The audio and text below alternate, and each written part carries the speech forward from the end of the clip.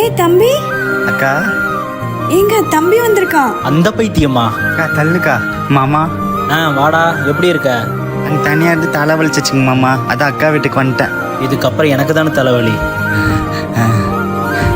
குளிச்சாச்சு. துண்டை கூட தொடச்சிட்டு வெளியே காயப்பட மாட்டானா?